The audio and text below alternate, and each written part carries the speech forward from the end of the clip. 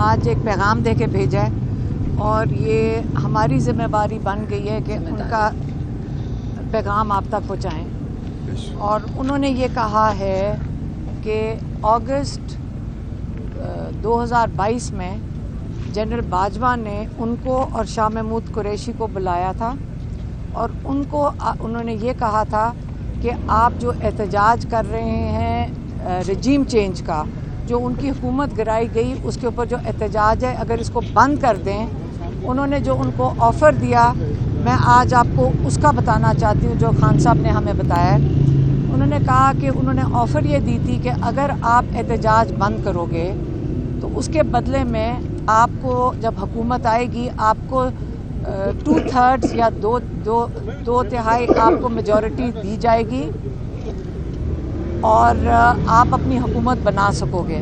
اور اگر آپ یہ بات ہماری نہیں مانو گے تو آپ کی پارٹی کو 30 سیٹوں کے اوپر محدود کر دیا جائے گا.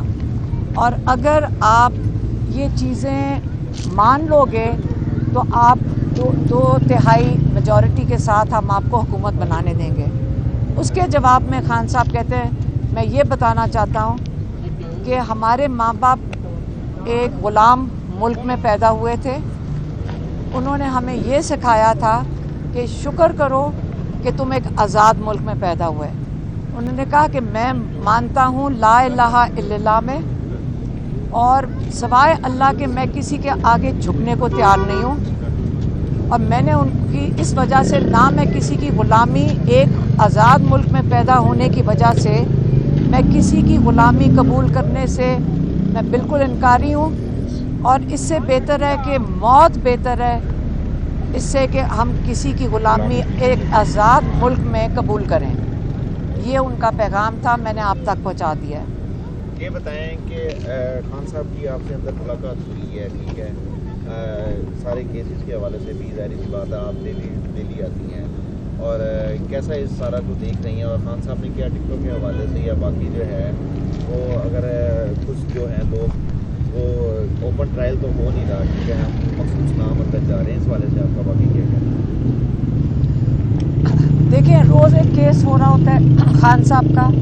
اوپن ٹرائل میں میرے خیال اب 3-4 صحافیوں کو تو اجازت ملتی ہے آنے کی اندر، اور ہم امید کرتے ہیں کہ وہ صحافی آ کے اپنے باقی صحافی بھائیوں کو ان کا پیغام جو ہوتا ہے وہ دے دیتے ہوں گے. اوپن ٹرائل تو انہوں نے، آپ کو پتہ ہے کہ جیل کے اندر اوپن ٹرائل نہیں ہے، نہ کیسز کے اندر کوئی دم ہے. ایک دن اگر یہ کیسز کھول دیں آپ لوگوں کے سامنے، آپ کو سمجھ آ جائے گی کہ یہ بالکل بے معنی کیسز ہیں اور صرف ان کو جیل میں رکھنے کے لیے ایک بیل ہوتی ہے، اگلا کیس وہیں جج صاحب اگلے دوسرے کمرے میں آ کے بیٹھ جاتے ہیں اور ان کے اوپر فرد جرم لگا دیتے ہیں یا ان کے اوپر ان کو اریسٹ کر لیتے ہیں. کل یہی ہوا، ایک طرف بیل ہونے کا چانس ہو گیا، دوسری طرف ان کے اوپر آ گیا، مقدمے آ گئے.